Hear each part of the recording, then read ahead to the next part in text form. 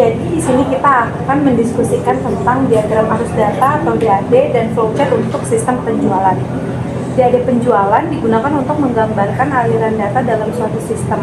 DAD menampilkan suatu data proses yang terjadi serta output yang dihasilkan. Pertama-tama kita lihat di diagram ini ada entitas eksternal yaitu customer. Customer ini yang memulai proses penjualan dengan cara memilih produk. Nah, di bagian ini sistem akan menampilkan data produk biar customer bisa pilih produk yang mereka mau. Setelah customer milih produk, data itu langsung masuk ke proses selanjutnya yaitu input data pemesanan.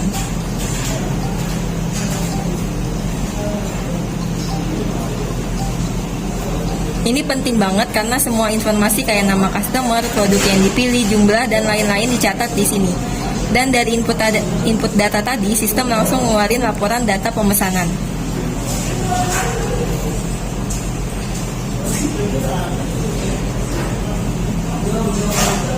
Laporan ini otomatis dikirim ke admin supaya bisa langsung ditindaklanjuti, entah itu pengecekan, pengemasan, atau persiapan pengiriman. Nah, terakhir customer akan menerima nota total pemesanan sebagai bukti transaksi dan detail pesanan mereka.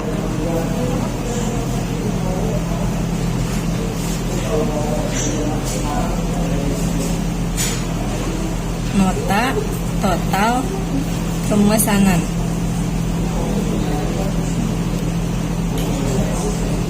Di sini semua data yang udah diolah ditampilkan dalam bentuk nota.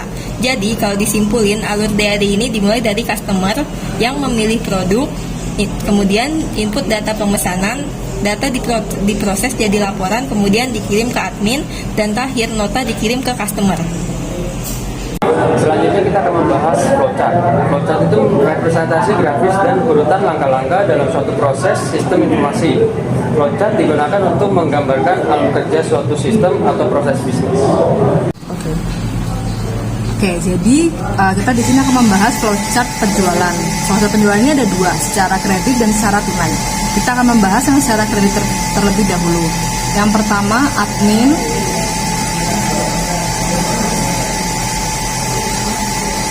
akan membuat faktur penjualan setelah ada pesanan dari customer.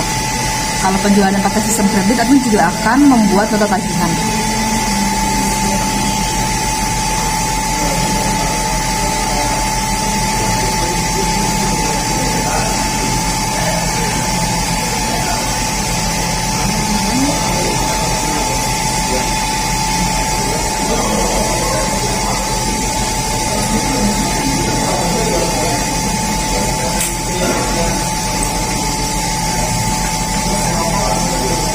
Setelah itu, bagian admin akan mengirimkan nota ke kasir untuk dicatat.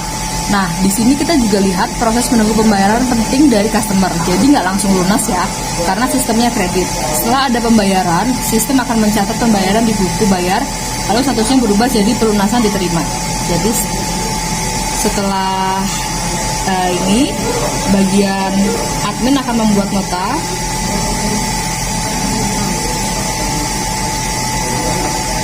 Lalu mengirim nota tagihan,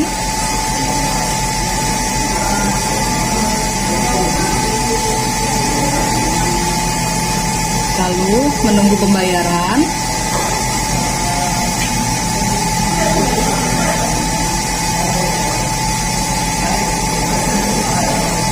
dan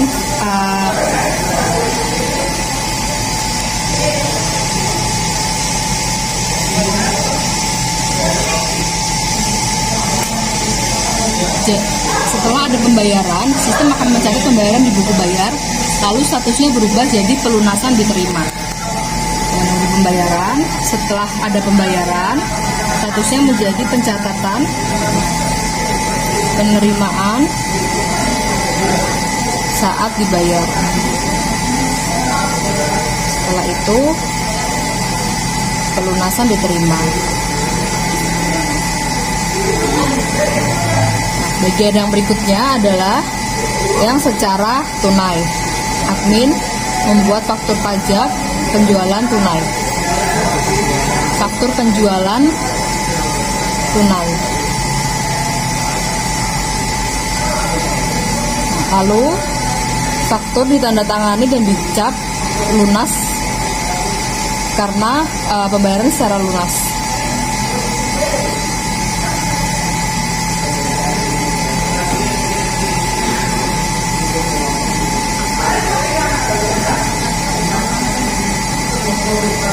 Setelah itu barang akan langsung dikirim ke pembeli dan faktur penjualan yang sudah ditandatangani tadi juga diserahkan ke bagian keuangan buat dicatat secara resmi. Karena ini penjualan tunai, gak perlu proses tagihan atau tunggu pelunasan kayak di jalur sebelumnya. Lalu setelah ada pembayaran, menyerahkan barang,